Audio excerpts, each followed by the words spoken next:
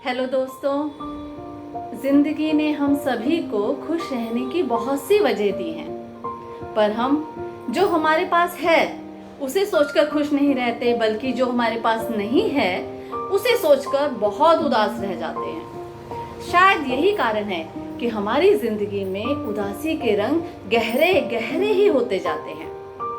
एक नन्ही तितली की भी यही कहानी है। एक तितली थी, कहीं आती जाती नहीं थी। हवा में उड़ना, घूमना, खुशियों के संग लहराना उसे पसंद ही नहीं था, या यूं कह लीजिए वह बहुत आलसी थी।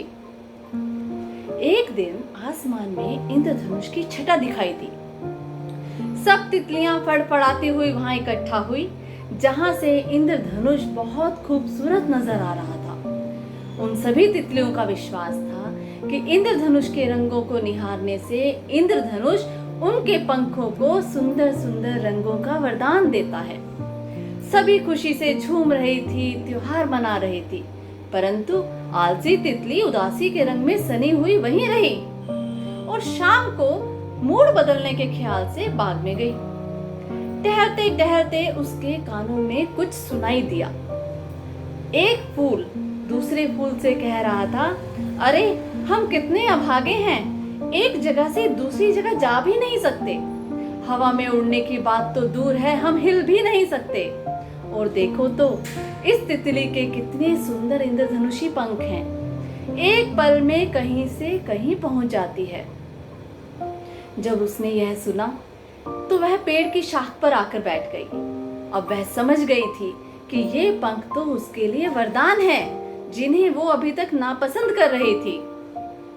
फिर क्या था, धीरे धीरे वो भी वहां पहुंच गई जहां दूसरी तितलियां नीले आसमान और सतरंगी इंद्रधनुष की निराली सुंदरता में मग्न होकर धरती पर त्योहार मना रही थी।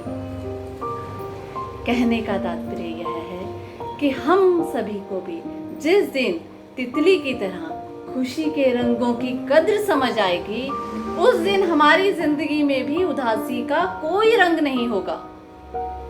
दोस्तों, जिंदगी में बहुत बार ऐसा लगता है कि ये मिल जाए तो खुश हो जाऊंगी, वो मिल जाए तो खुश हो जाऊंगी। एक के बाद एक नई इच्छा बार बार पैदा होती रहती है, लेकिन जब तक वो चीज ना मिले मन फिर से दुखी रहता है। इस तरह से तो सब कुछ मिलने के बाद भी अगर दुखी ही रहना है तो सब कुछ मिलना बेकार ही है। तब समझ आता है कि खुश होना एक आदत है, एक स्वभाव है। जरूरी नहीं खुश होने के लिए हमें कोई रीजन चाहिए। ये बात सही है कि हंसना, मुस्कुराना मन की भीतरी खुशी का बाहरी स्वरूप है, और खुश रहना जिनका स्वभाव बन जाता है वो विपरीत परिस्थितियों में भी खुश रहते हैं और समझदारी से अपनी सिचुएशंस को सॉल्व करते हैं। वक्त एक जैसा कभी भी नहीं होता। बीते दिनों की यादें उदासी का भंवर कभी कभी लाती हैं, पर उस भंवर में खोना नहीं, बल्कि साहस से उससे बाहर निकलकर वर्तमान को जीना है।